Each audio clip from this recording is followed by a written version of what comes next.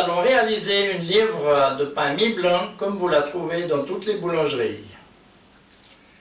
Alors pour ça, nous aurons besoin de 370 g de farine mi-blanche ou T550, de 220 g d'eau froide, 9 g de sel, 12 g de levure et 50 g de pâte fermentée.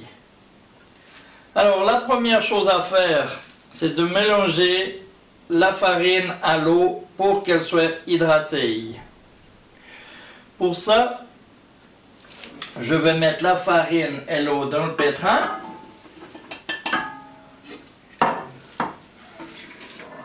Faire tourner celui-ci 2 minutes en première vitesse. Seulement l'eau et le pétrin. Alors, je mets 2 minutes.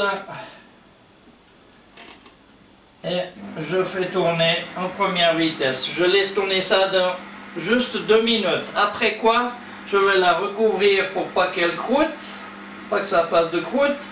Et nous allons laisser ça reposer 1 heure. Je vous retrouve dans 1 heure. Maintenant, nous allons commencer le pétrissage. Pour ça, je vais mettre la levure et la pâte fermentée. Voilà. Le sel, nous le mettrons plus tard.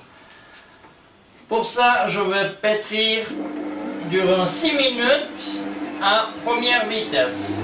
Une fois les 6 minutes écoulées, je vais mettre le sel et je vais remettre 6 minutes à une vitesse 3 fois supérieure à la vitesse actuelle.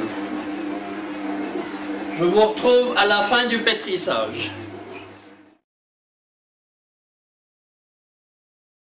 Une demi-heure s'est écoulée, nous voyons que la pâte a bien gonflé. Je vais la récupérer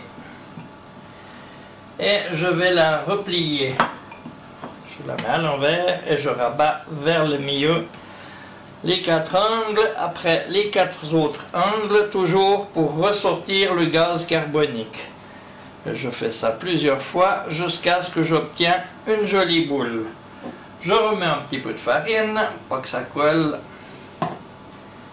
Voilà, je le remets dans son plat. Et maintenant, couvert du linge de cuisine, nous allons attendre 1 heure. Et on se retrouve dans 1 heure pour le façonnage. 1 heure que notre pâte attend. Et maintenant, nous allons passer au façonnage. Alors, je retire ma pâte de mon petit plat. Et pour la façonner, je vais simplement écraser avec le haut de la main. La replier, écraser de nouveau, rabattre les bords et faire ça plusieurs fois jusqu'à ce que tout soit dessous. Là, je vais avec mes pouces, sans que ça fasse comme ça, il faut que les pouces vraiment touchent la table tout le long et on va serrer comme ça la pâte. Voilà, de façon à faire une jolie clé bien fermée dessous. Ensuite, ma livre étant façonnée, je vais la poser sur une plaque où j'ai préalablement mis un papier sulfurisé, un papier cuisson.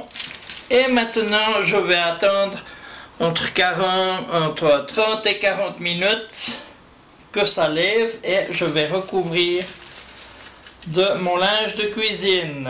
Et quand ça sera levé, j'aurai préalablement préchauffer mon four à 210-220 degrés. A tout de suite. Une demi-heure que notre pain est en train de lever. On voit qu'il a très bien levé et il est très joli. Alors maintenant, une petite astuce déjà comme pour le pain carré. les fours que nous avons à la maison n'ont pas suffisamment de vapeur. Alors une petite astuce, je vais juste badigeonner avec un pinceau mon pain avec de l'eau, ce qui va lui donner un peu de brillant, parce que nous n'arrivons pas à mettre autant de vapeur qu'un four professionnel.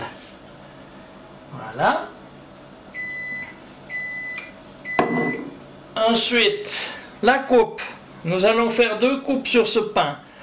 C'est-à-dire que vous prenez un couteau qui coupe extrêmement bien. Moi, j'aime bien avoir un couteau scie.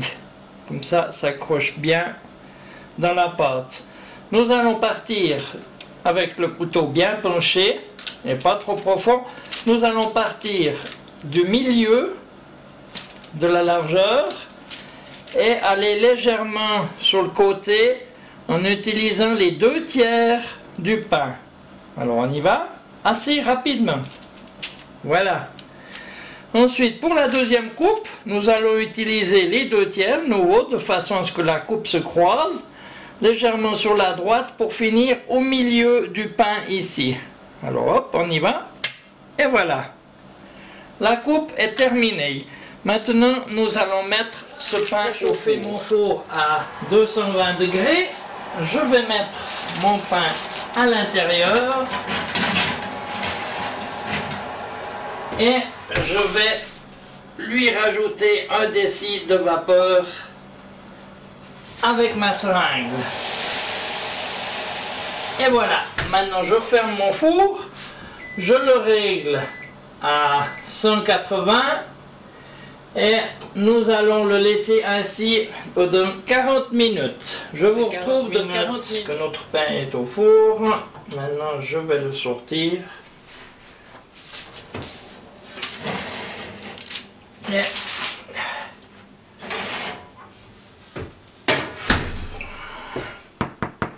il sonne creux, il est cuit. Et voilà ce beau pain. Comme d'habitude, je l'ai mis sur une grille, pas qu'il ait en contact direct. Il sonne creux, donc il est cuit. Franchement, il y a des boulangeries qui n'arrivent pas à faire un pain aussi beau que ça. Mais dans l'ensemble, il est pas mal réussi. Maintenant, il ne reste plus qu'à le laisser refroidir avant de le consommer. Voilà, maintenant vous savez comment réaliser ce beau pain d'une livre. Et je vous souhaite bon appétit et à bientôt pour notre prochain pain.